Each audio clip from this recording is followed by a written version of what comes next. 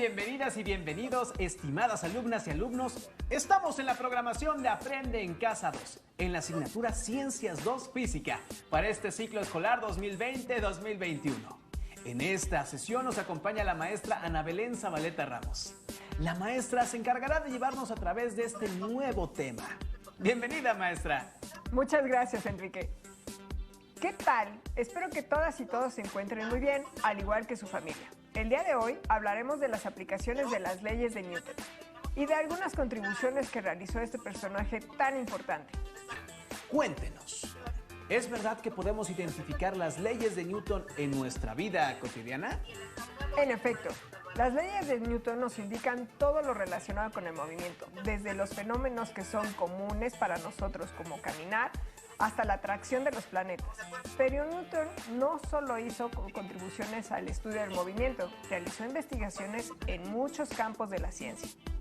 ¡Qué interesante! Me gustaría saber sobre otras contribuciones. Primero vamos a platicar sobre las 3 leyes de movimiento que Newton formuló. Me gustaría comenzar con algunos ejemplos para cada una de ellas.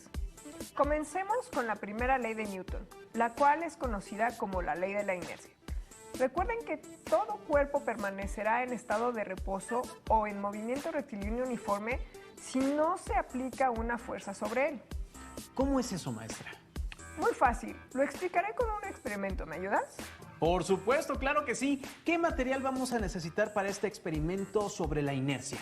Usaremos un vaso que puede ser de vidrio o plástico, una moneda sin importar su denominación, y una carta de baraja o pedazo de cartulina que sea aproximadamente de 9 por 6 centímetros. Le hacía la invitación al padre de familia, pero vamos no a empezar asistían. Y colocaremos el vaso sobre la mesa, la carta lo tapará y la moneda estará encima. Todo permanecerá en aparente reposo. Pero ¿qué pasa si yo empujo la carta? ¿Vieron? Primero yo ejercí una fuerza sobre la carta, lo cual modificó su estado de reposo y provocó que se moviera. Y como la moneda ya no tiene la carta, que era la que soportaba su peso, también deja de estar en reposo y cae, por la fuerza de atracción gravitacional. ¿Y por qué se le conoce como ley de inercia? Yo solo vi que los objetos se movieron, pero no sé qué pasó con la inercia. ¿Alguna vez has viajado en auto o transporte público? Sí he viajado en transporte público y en auto. Cuando vas en el auto, este se mueve y tú con él, ya que estás dentro. Si el carro tiene un movimiento rectilíneo uniforme, tú sientes que estás en reposo, ¿cierto? Si el carro no incrementa ni disminuye su velocidad y no toma ninguna curva, es decir, sigue en línea recta, y tú cierras los ojos, no sabrías si el carro se mueve o no. Con respecto al auto, tú estás quieto, como la moneda con respecto a la carta. ¿Qué pasa si el auto se frena bruscamente? Bueno, si estoy en el auto, me hago para adelante.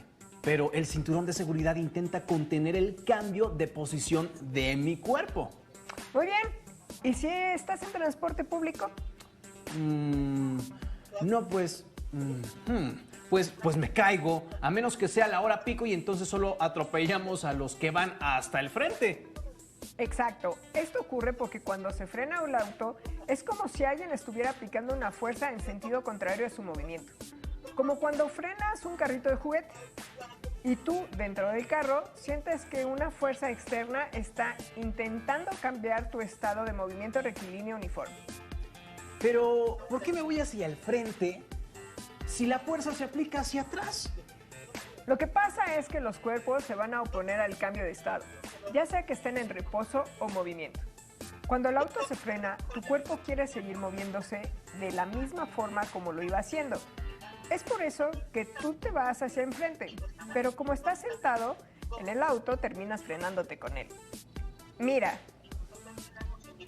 imaginemos que tú eres este carro de juguete y que además traes puestos unos patines.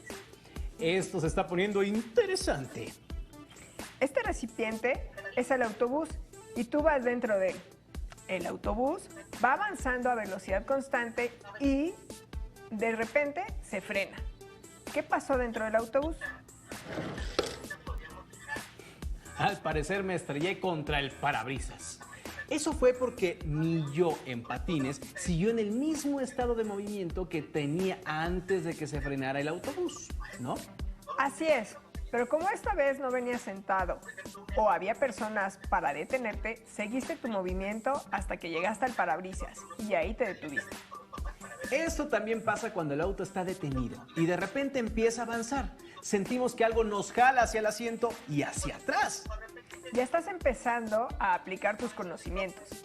En este caso, estabas en reposo y el auto está ejerciendo una fuerza hacia enfrente para empezar a moverse. Pero tu cuerpo se opone a este cambio. A la oposición al cambio de estado es a lo que llamamos inercia. Qué interesante, maestra. Creo que ya me va quedando más claro la primera ley de Newton. Y ustedes que nos ven desde casa, ¿qué acciones de la vida cotidiana los han llevado a experimentar la primera ley de Newton? Hagan una lista en su cuaderno donde anoten algunos ejemplos. Y entonces, maestra, ¿ahora qué sigue? Ahora comenzaremos con la segunda ley de Newton, recordando que esta ley relaciona la aceleración que experimenta un cuerpo con la magnitud de la fuerza aplicada. La fuerza que se le aplica a un objeto es directamente proporcional a la multiplicación de su masa por la aceleración que experimenta. Dicho de otra forma, F es igual a m por a.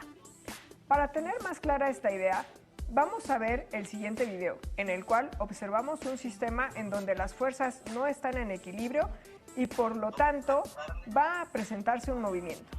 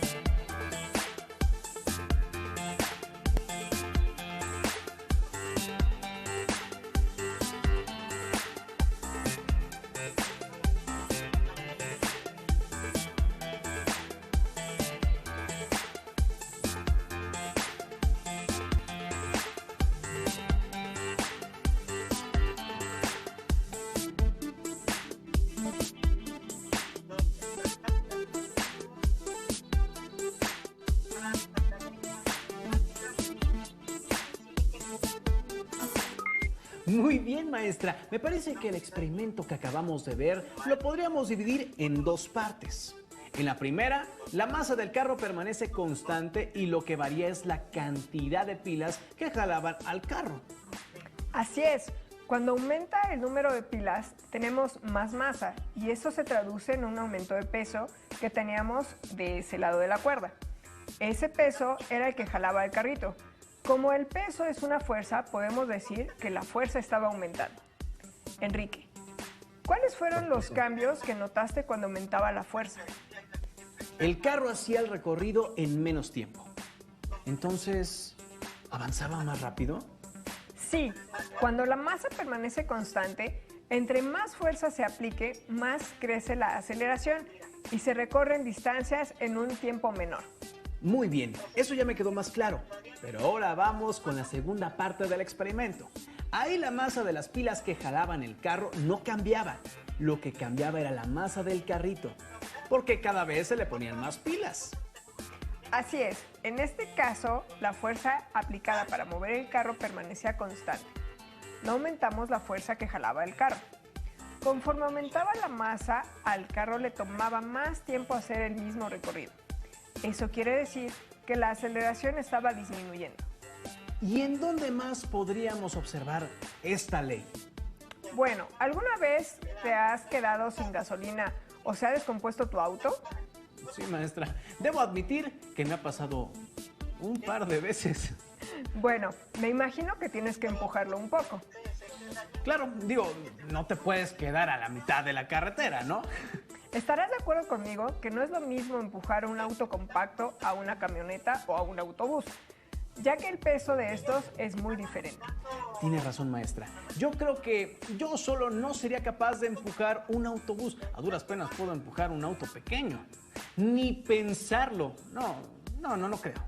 De igual forma, no es lo mismo empujar tú solo estos autos que empujarlos ayudados por varias personas a la vez. Así es, así las cosas ya cambian. Si nos agarran encarrilados, hasta podemos hacer que se mueva el autobús, aunque sea poco. Y sería porque aplicaríamos una fuerza de mayor magnitud a un objeto que permaneció con la misma masa. Creo que ya te quedó claro. Ahora es más sencillo identificar situaciones donde observemos la segunda ley de Newton. Alumnas y alumnos, ¿qué les parece si también hacemos una lista de algunas situaciones donde la segunda ley de Newton se relacione con nuestra vida cotidiana? ¡Excelente idea! Ahora es turno de la tercera ley de Newton. ¿Recuerdas qué dice? Sí. A toda acción corresponde a una reacción de igual magnitud, pero en sentido contrario. Excelente, es una de mis favoritas. Comencemos viendo el siguiente video.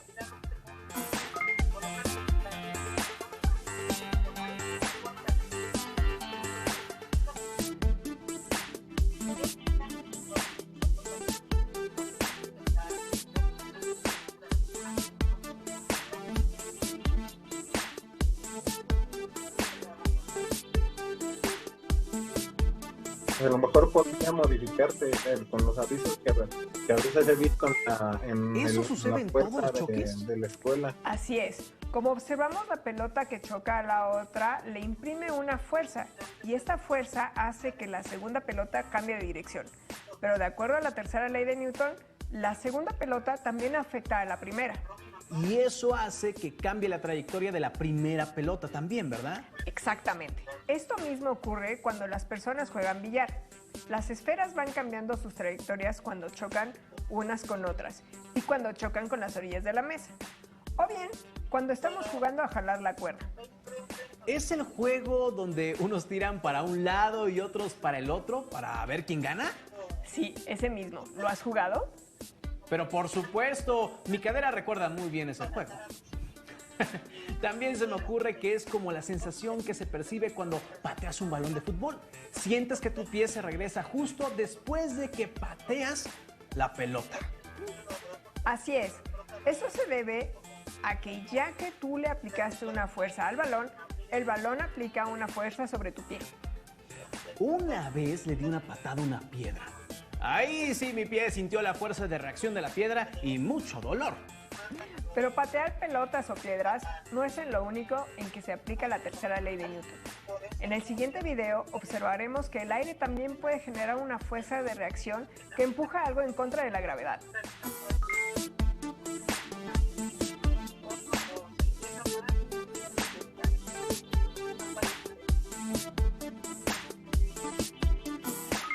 ¡Qué interesante! Uno pensaría que como el aire no se puede ver, no podría aplicar una fuerza.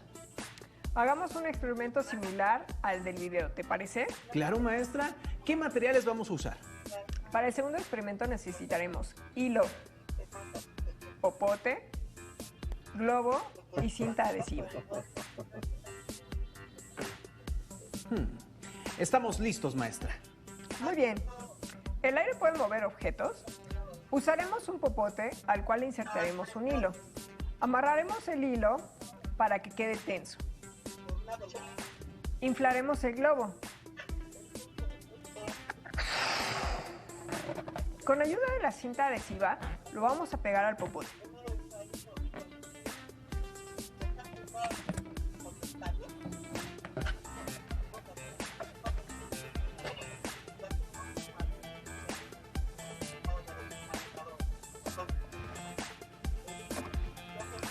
Lo soltaré. ¿Observaron qué pasa? Este viaja con la fuerza del aire que tiene el globo.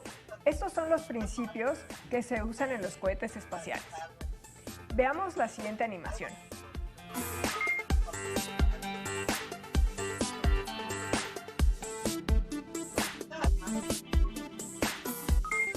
Increíble el video que acabamos de ver. Muy emocionante, ¿no? Maestra, ¿podríamos hacer este experimento en casa? Claro, ¿Qué te parece si hacemos un experimento donde volamos un cohete casero? Ustedes que nos están viendo también pueden hacerlo desde su casa. ¡Qué emocionante, maestra! ¿Podemos comenzar? Vamos a necesitar una botella de 600 mililitros, vinagre, bicarbonato de sodio,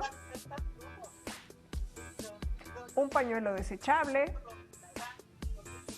un corcho, un clavo o un tornillo y una base de madera o cartón. Vamos a iniciar. ¿Cómo funciona un cohete? Tomamos una botella de plástico de 600 mililitros, una base de madera o cartón con un corcho y un clavo. También podría ser un tornillo. Deben estar justo en el centro de nuestra tabla.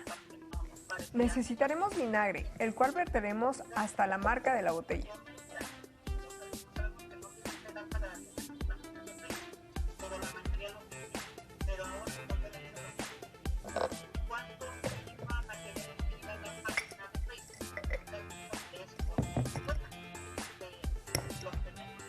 Por favor. En el pañuelo desechable colocaremos el bicarbonato de sodio.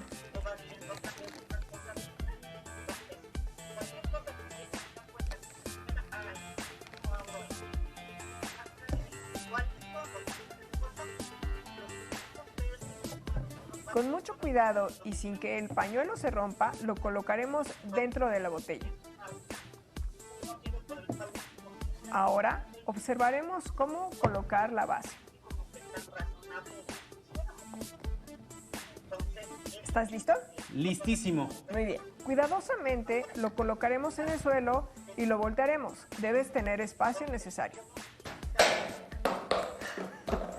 ¡Qué genial se elevó! Así es como vuelan los cohetes, ¿no, maestra? Correcto. Este es el mismo principio de cómo la NASA manda los cohetes al espacio, aunque ellos no usan bicarbonato y vinagre. Sí, digo, me imagino que se necesitaría mucho vinagre y mucho bicarbonato para elevar algo tan pesado. Observaremos el siguiente video donde podemos ver que una actividad tan simple y cotidiana como lo es saltar, también se manifiesta la tercera ley de Newton.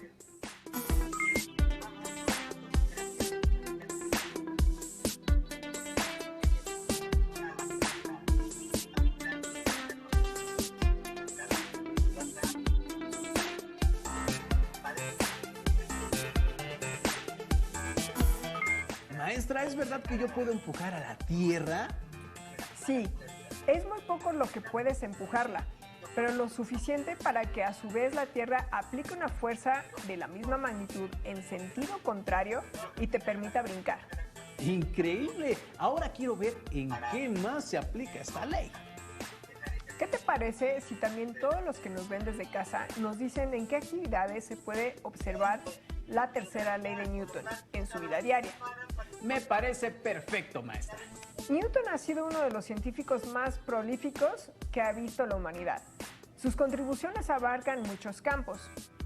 En el siguiente video nos explican algunos aspectos de su vida. Leyes de Newton. Un genio es alguien que descubre que la piedra que cae y la luna que no cae son uno y el mismo fenómeno. Ernesto Sábato, hablando de Isaac Newton. El 24 de diciembre de 1642, en Lincolnshire, Inglaterra, nació un bebé tan pequeño que, según su propia madre, podría caber en una taza de 1 litro. Nadie pensó que llegaría a ser uno de los hombres más grandes en la historia de la humanidad. A pesar de que su familia quería que fuera granjero como su padre, él prefirió los salones de clase. En la adolescencia comenzó a estudiar y escribir. Así llegó a ser el autor de una gran variedad de textos como la interpretación de la Biblia, alquimia y estudios ocultos, entre otros temas. Su nombre, Isaac Newton. En el siglo XVII, Europa vivió un despertar cultural en todas las disciplinas. En este sentido, Newton fue un hombre de su tiempo. Después del Renacimiento, Occidente se volvió un campo fértil para el desarrollo de las ciencias exactas, las humanidades, la religión y las artes. No era raro que los hombres cultos destacaran en todas las áreas al mismo tiempo. En la época de Newton, los hombres de conocimiento eran profundamente católicos y buscaban que su trabajo armonizara con los principios del cristianismo. Sin embargo, el control que tenía la Iglesia Católica sobre el conocimiento y la investigación ya no era absoluto como 2 siglos antes. Newton, en su tiempo, fue conocido como un hombre devoto, aunque con ideas propias con respecto al significado de Dios y los rituales religiosos. Además, tuvo éxito como investigador en diferentes áreas y también como político. Siempre fue un hombre de costumbres extrañas que se fueron acentuando con la edad. Fue miembro del Parlamento de Inglaterra durante varios años, y aunque durante todo ese tiempo solo levantó la mano para quejarse de la temperatura de la sala en que sesionaban, sus conocimientos de matemáticas le permitieron comprender las finanzas de su país. Como funcionario, revolucionó varios aspectos de la economía nacional, y su labor política le valió el título de Caballero de la Corona. La gente cercana a él decía que nunca tuvo tiempo ni deseo de divertirse. Cuando murió, la autopsia indicó que su cerebro había sufrido daños por el mercurio que empleaba en sus experimentos de alquimia. La vida de Isaac Newton sin duda está llena de sorpresas. Al parecer Isaac Newton era como cualquier niño. Le gustaba jugar y hacer bromas. Así es, pero también tenía una personalidad muy competitiva, lo que hacía que se esforzara mucho para ser el mejor en sus clases. Durante su infancia tuvo una obsesión por los relojes solares. Su cuarto estaba lleno de relojes de todo tipo. Incluso el día de hoy se observan pedazos de la pared de su habitación cuando era niño, en donde había grabado un reloj solar. Cuando creció, se inclinó más por una educación autodidacta. Y aunque estaba matriculado en la Universidad de Cambridge, prefería pasar su tiempo leyendo en la biblioteca. Fue así como se acercó al trabajo de grandes pensadores. También estudió el movimiento de los astros y formuló lo que ahora conocemos como la Ley de Gravitación Universal, la cual ayudó a realizar los cálculos que permitieron llevar al hombre a la Luna. No mentía cuando mencionó que Newton hizo muchas investigaciones. Otras contribuciones importantes fueron sus investigaciones en óptica. Observó que cuando la luz blanca pasaba a través de un prisma, esta se descomponía en los colores del arco iris, y que si volvía a hacer pasar esos colores por otro prisma, se juntaban para formar luz blanca de nuevo. Hizo aportaciones a las matemáticas, pues inventó el cálculo diferencial. También mejoró el telescopio reflector, que usaba un arreglo de espejos, y esto permitió que los telescopios no tuvieran que ser tan grandes. En Aprendiendo en Casa 2, en el ciclo 2020-2021. ¡Hasta la próxima!